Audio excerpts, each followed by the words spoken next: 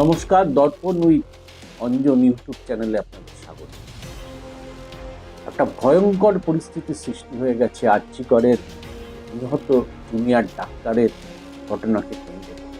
যে পৈশাচিক আচরণ করেছে এই জুনিয়র ডাক্তারের প্রতি, তার প্রতিবাদে কলকাতা উত্তাল, সারা ভারতবর্ষ উত্তাল, এমনকি বিদেশেও প্রতিবাদ শুরু। কিন্তু যে জিনিসটা কোনো কালে স্বাধীনতার পর ভারতবর্ষের ইতিহাসে দেখা যায়, আজ কিন্তু আরজিকরের ঘটনাকে কেন্দ্র করে কলকাতার বুকে সেই ঘটনা ঘটে গেল।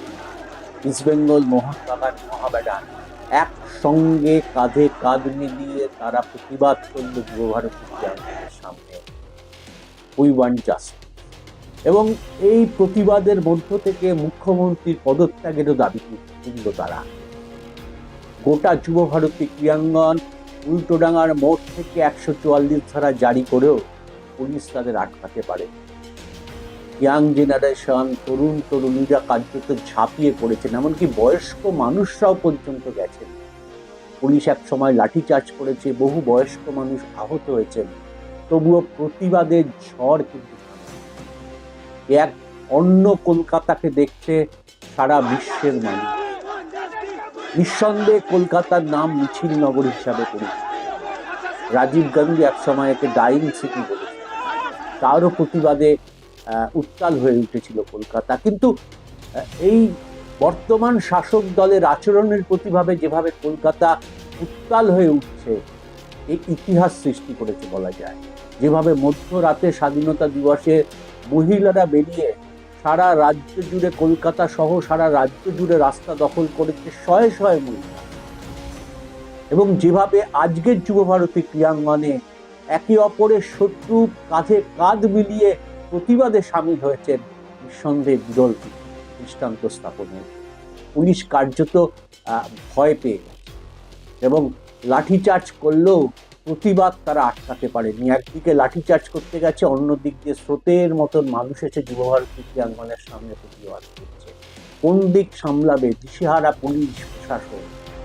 তারা ওপর মহলের নির্দেশে কাজ করছেন, কিন্তু কাজ করেও তারা কার্যত এই প্রতিবাদকে আটকাতে পারছে না। আমার খুব পরিচিত একজনের কাছে আজ দুপুরবেলায় ফোন গেছিল থানা থেকে, যে যুবভারতী ক্রীড়াঙ্গনে যাবেন না। তার বয়স প্রায় 70 বছর। তিনি জানিয়ে দিয়েছেন, যাব, কিচ্ছু করার নেই, প্রতিবাদ করতে হবে, যাব। পুলিশ কার্যত ফোনটা রেখে দেয়। এই হচ্ছে এই মুহূর্তে দাঁড়িয়ে পশ্চিমবঙ্গের মানুষের বডি ল্যাঙ্গুয়েজ।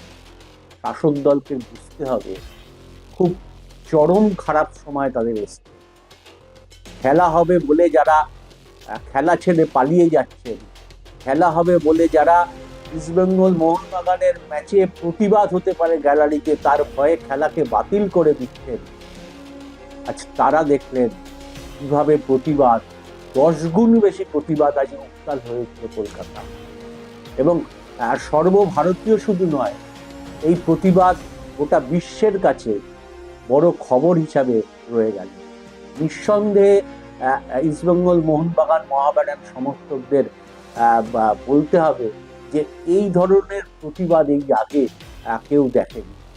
রাজনৈতিক প্রতিবাদ হয়, কিন্তু দলমত নির্বিশেষে 3 দলের সমর্থকরা একসঙ্গে দাঁড়িয়ে যেভাবে প্রতিবাদ করছে, যেভাবে একদিকে পুলিশ লাঠিচার্জ করছে তো অন্যদিক দিয়ে প্রতিবাদের মিছিল কেটে চলে আসছে, সেই মিছিলকে পুলিশ ধাওয়া করছে তো আরেক দল অপোজিটের রাস্তা থেকে গ্রিল টপকে প্রতিবাদের মিছিল চলে আসছে যুবভারতী ক্রীড়াঙ্গনের সামনে। বিরল দৃশ্য, মানুষ এরকম দৃশ্য দেখেনি। স্বাধীনতার পর বাংলায় এই দৃশ্য দেখা যায়নি। প্রশাসন যত বেশি 144 ধারা জারি করবে, যত বেশি প্রশাসন তদন্তের নামে ছেলে খেলা করবে, যাদেরকে তদন্তের নামে লালবাজারে ডেকে নিয়ে যাওয়া হচ্ছে, তো ছেলে খেলা বলা হচ্ছে। আসল অপরাধীদের না ধরে একটা ন্যাকামো করা হচ্ছে। যত এরকম কাজ করবে, যত প্রশাসন এই মুহূর্তে দাঁড়িয়ে বাংলার মানুষকে থ্রেট করবে, তত বেশি প্রশাসন কার্যত গাড্ডায় পড়বে। আজকের প্রতিবাদ তাই দেখা গেল। আজকে ব্লকে ব্লকে তৃণমূলের প্রতিবাদ ছিল না, কয়েকটা জায়গায় তো দেখা গেছে যে কলতলায় ঝগড়ায় ওর থেকেও বেশি লোক হয়, এমন জমায়েত হয়েছে। হাতে গোনা কয়েকটা লোক, মঞ্চ বিরাট, কিন্তু লোক নেই। মানুষের পালস বোধহয় এখনো বুঝতে পারছে না শাসক দল, যে সাধারণ মানুষের কি চাইছে। এই একটা সামান্য আর্যিকরের ঘটনাকে কেন্দ্র করে যেভাবে অগ্নিস্ফুলিঙ্গ হয়ে উঠছে, এর পিছনেও কিন্তু অন্য চাকরি না পাওয়া যুবক যুবতীদের মনের যে খিদে বলা যায়, যে প্রতিবাদ বলা যায়, তা কিন্তু আছড়ে পড়ছে। তারা বুঝতে পারছেন যে এই সরকারকে রাখা যাবে না। তাই আজকের ইস্টবেঙ্গল মোহনবাগান মহাবাগানের প্রতিবাদের জায়গা থেকেও কিন্তু পুলিশের সামনে দাবি উঠেছে মুখ্যমন্ত্রী পদত্যাগ চাই। নিঃসন্দেহে বিরল ঘটনা, তো দলমত নির্বিশেষে প্রতিবাদ, এটা কোনো রাজনৈতিক দলের প্রতিবাদ ছিল না। তবুও কেন এই দাবি উঠছে, মুখ্যমন্ত্রী প্রশাসনকে ভাবতে হবে যে মানুষের মধ্যে এটা ছড়িয়ে পড়ছে, কিভাবে কন্ট্রোল করবেন। যত 144 ধরা হবে, যত ধরপাকড় হবে, যত লাঠিচার্জ হবে, যেটা রাখবেন এই প্রতিবাদের আগুন কত বাড়বে। খেলা হবে বলে যারা একসময় বাংলায় উত্তাল করেছিলেন, বাংলাদেশের একটা স্লোগানকে ধার করে, যে নেতা বাংলাদেশের এই স্লোগান দিয়েছিলেন, তিনি এই মুহূর্তে ঘরবন্দি হয়ে পড়ে আছেন, তার আর কোনো ক্ষমতা নেই। সেই স্লোগান ধার করেছিল এই বাংলায় খেলা হবে বলে। সেই খেলা হবে বলে খেলতে মাঠে নেমে কিন্তু খেলা ছেড়ে তৃণমূল পালিয়ে যাচ্ছে। নিঃসন্দেহে এটা শাসক দলের কাছে চিন্তার বিষয়। ইস্টবেঙ্গল মোহনবাগানের ডার্বি ম্যাচ বন্ধ করে দেওয়ার ঘটনা যে এইরকম অগ্নিস্ফুলিঙ্গ হয়ে উঠবে, কেউ ভাবতে পারেনি। নিঃসন্দেহে বাংলার আন্দোলনের ক্ষেত্রে এক বড় নজির হয়ে উঠবে।